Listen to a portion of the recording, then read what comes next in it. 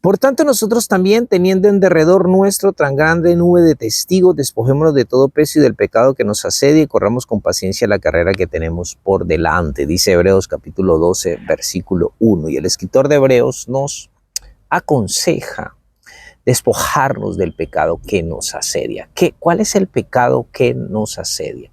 Son esos pecados que cultivamos en nuestra juventud. Creo que si nosotros hubiésemos sabido en algún momento que los hábitos, que las costumbres, que todo lo que estábamos haciendo en nuestra juventud iban a generar este pecado que nos iba a asediar el resto de nuestra vida, hubiéramos tomado mejores decisiones. Pero eso es lo que pasa.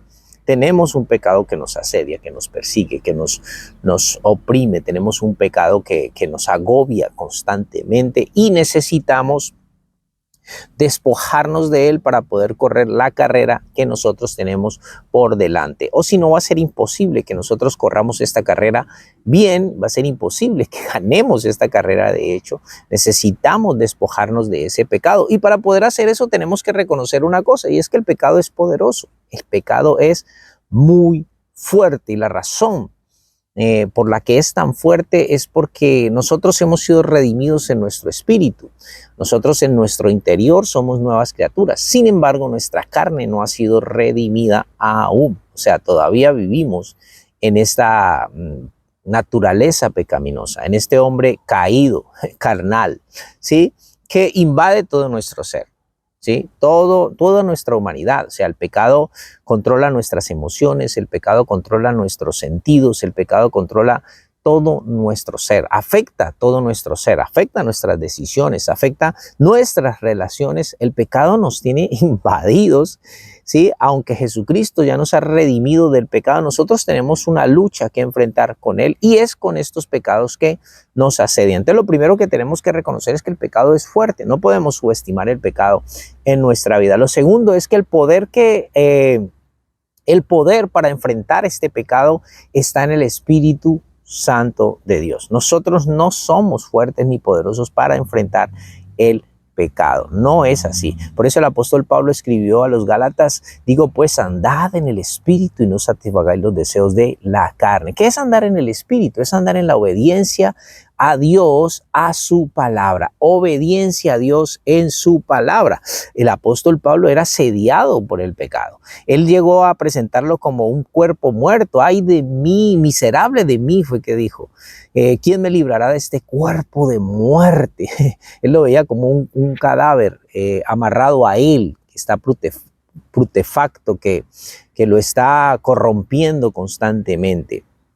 Ahora, en Primera de Pedro, capítulo 2, verso 11, Pedro ruega, dice: amados, yo os ruego como extranjeros y peregrinos que os abstengáis de los deseos carnales que batallan contra el alma. Tenemos una lucha contra el pecado. El problema con este pecado es que es un pecado que no está lejos de nosotros. O sea, este no es un enemigo que tenemos a distancia.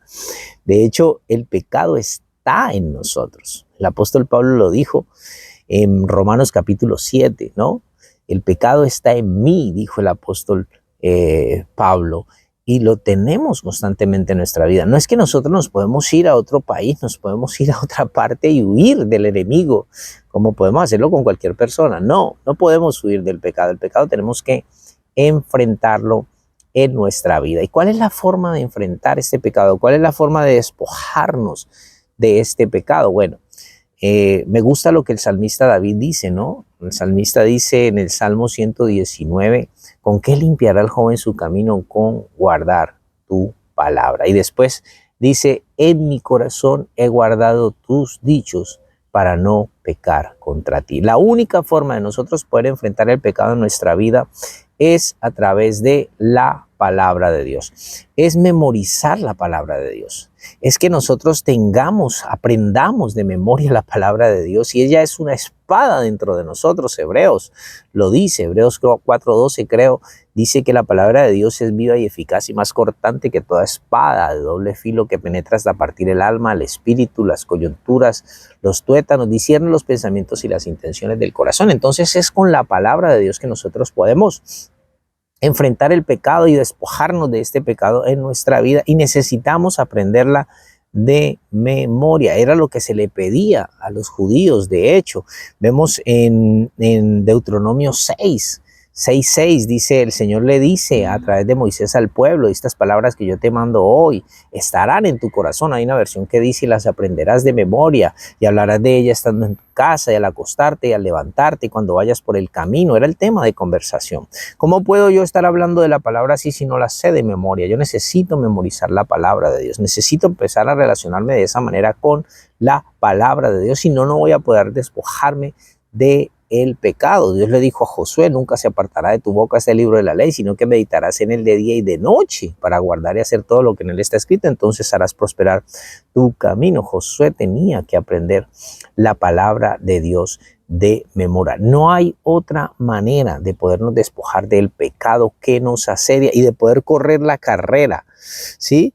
Y corramos con paciencia la carrera que tenemos por delante. Ahora, cuando uno estudia la vida de hombres de Dios en el Nuevo Testamento, como por ejemplo Pedro, el apóstol Pedro, cuando se levantó su primer discurso ahí en Hechos de los Apóstoles, él citó a Joel, citó varios escritores del Antiguo Testamento, y yo no creo que Pedro tuviese unos rollos allí, estuviese abriendo rollos para leer lo que estaba citando. Lo estaba citando de memoria. Usted ve el discurso, por ejemplo, que dio Esteban antes de que lo mataran, un discurso extraordinario, creo que está en Hechos capítulo 7, o sea, comienza desde Abraham, creo, comienza a hablar y pasa por Moisés y empieza a hablar y llega a los Salmos, o sea, recita la palabra totalmente. Ahora, miren los discursos del apóstol Pablo, de memoria, estos hombres citaban las escrituras.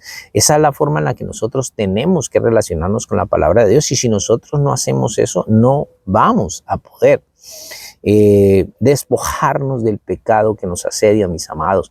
Necesitamos memorizar. De hecho, cuando usted lee Proverbios, los primeros 7, 8 capítulos de Proverbios son una exhortación a aprender de memoria la palabra de Dios.